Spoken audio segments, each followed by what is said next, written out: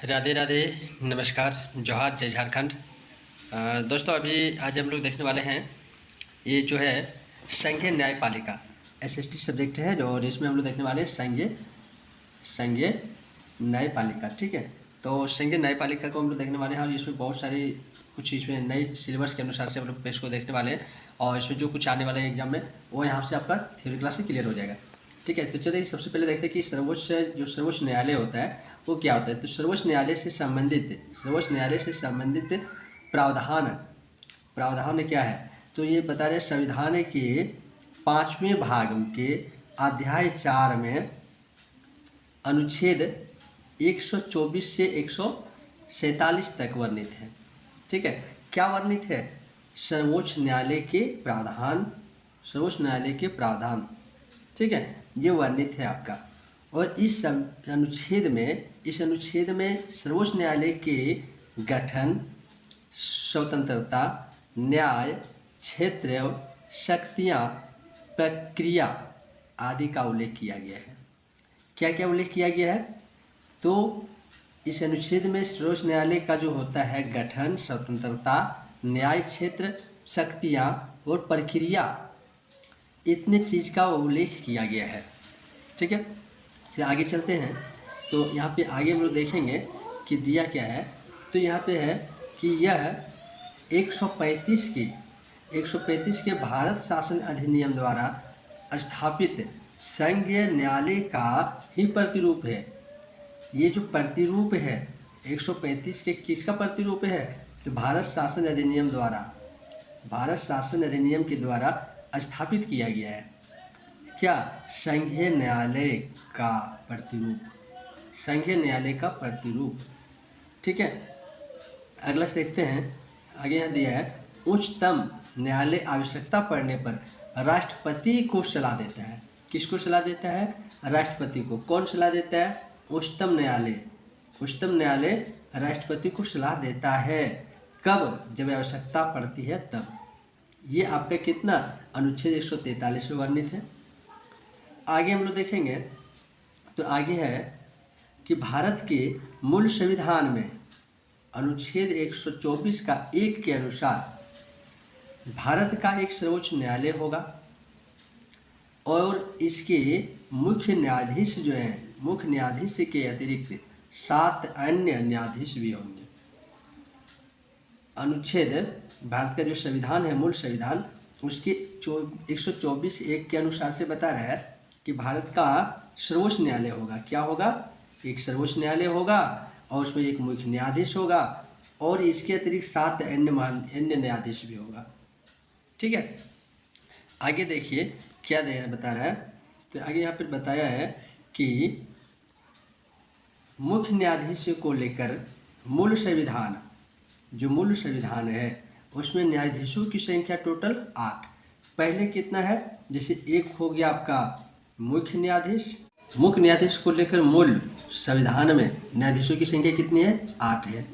तो 8 कैसे हुआ कि देखिए पहले बता रहा है जो मुख्य न्यायाधीश होता है वो मुख्य न्यायाधीश कितना है? मुख्य न्यायाधीश आपका 1 हुआ और इसके अतिरिक्त जो होता है और 7 होता है, तो टोटल जैसे 8 न्यायाधीश हो गया। ठीक है, तो 8 कुल मिलाकर न्यायाधीशों की संख्या कितनी है? तो 8 है।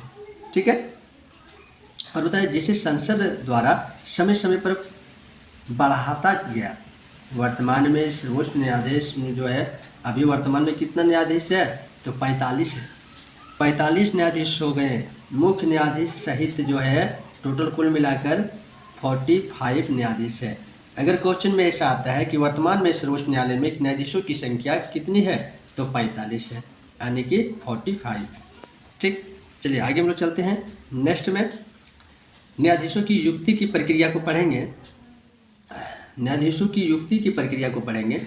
संविधान के अनुच्छेद 124 का दूसरा नंबर पे देखेंगे तो तहत राष्ट्रपति उच्चतम न्यायालय और उच्च न्यायालयों के न्यायाधीशों के से परामर्श करके अपने हस्ताक्षर और मुद्रा सहित अधिपत्र उच्चतम न्यायालय के प्रत्येक न्यायाधीशों की नियुक्ति करता है। यानी कि न्यायाधीशों की जो नियुक्ति करती है उस न्यायालय में वो कौन करता है? न्यायाधीशों के परामर्श करके अपने हस्ताक्षर करते हैं। कौन कर रहा है? राष्ट्रपति। ठीक है, राष्ट्रपति जो है उस न्यायालय और उस न्यायालयों के न्यायाधीशों से परामर्श करके अपना हस्ताक्षर करते हैं और सहित अधिपत्र द्वारा उच्चतम न्यायालय के प्रत्येक न्यायाधीशों की नियुक्ति करते हैं। ठीक है, यानी ये इम्पोर्टेंट है कि न्यायाधीशों की नियुक्ति कौन करता है? राष्ट्रपति करवाते हैं। ठीक है, हेल्प लेते हैं न्यायाधीशों के परामर्श से और परामर्श के द्वारा करते हैं। आगे पॉइंट है, मुख्य न्यायाधीशों के अतिरिक्त अन्य न्यायाधीशों की नियुक्ति के संदर्भ में राष्ट्रपति के द्वारा भारत के मुख्य न्यायाधीशों से परामर्श लेना आवश्यक होता है। राष्ट्रपति तो करते हैं, राष्ट्रपति तो न्यायाधीशों की नियुक्ति करेंगे अपने हस्ताक्षर करके, लेकिन क्या मुख्य न्यायाधीश जो है उसके परामर्श की आवश्यकता होती है, उसके परामर्श करके करेंगे। ठीक है, नेक्स्ट देखिए अगला पॉइंट, मुख्य न्यायमूर्ति जो है, मुख्य न्यायमूर्ति को सर्वोच्च न्यायालय के 4 वरिष्ठ न्यायाधीशों के मंडल से परामर्श करके ही राष्ट्रपति के पास सिफारिश भेजनी चाहिए और इस मंडल में भावी मुख्य न्यायाधीशों न्यायमूर्ति भी अनिवार्यतः शामिल होना चाहिए। ये प्रावधान है। मुख्य न्यायाधीशों की नियुक्ति के संदर्भ में लंबे समय से चले आ रही योग्यता और वरिष्ठता की द्वंद्व के संदर्भ में वरिष्ठता को आधार बनाया गया। न्यायाधीशों की नियुक्ति के संदर्भ में क्या हुआ? लंबे समय से चले आ रहे योग्यता जो है और वरिष्ठता के बीच में जो द्वंद्व है, इस द्वंद्व के संदर्भ में वरिष्ठता को आधार बनाया गया। ये दोनों योग्यता और वरिष्ठता में किसको दिए? वरिष्ठता को वैल्यू दिए, वरिष्ठता को वैल्यू दिए। ठीक है, क्लियर है? तो आगे हम लोग देखें, तो आधार माना गया है किसकी? वरिष्ठता को। ठीक है, वरिष्ठता को आधार माना गया है। आगे देखिए, कोलिजियम प्रणाली, कोलिजियम प्रणाली व राष्ट्रीय न्यायिक के नियुक्ति आयोग में तुलना को देखते हैं। इसमें दिया हुआ है कॉलेजियम में सदस्यों की संख्या कितनी होती है? 5 होती है। कितनी होती है? 5 होती है। ठीक है, और 5 सदस्यों में से 5 सदस्य जो हैं, 5 सदस्यों में से एक भारत के मुख्य न्यायाधीश एवं अन्य 4 वरिष्ठ न्यायाधीश होते हैं। 5 सदस्य वहाँ पे होते हैं। कितने सदस्य? 5 सदस्यों में से भारत के मुख्य न्यायाधीश जो है और 4 वरिष्ठ होते हैं। कुल मिलाकर 5 होते हैं। कुल मिलाकर 5 होते हैं।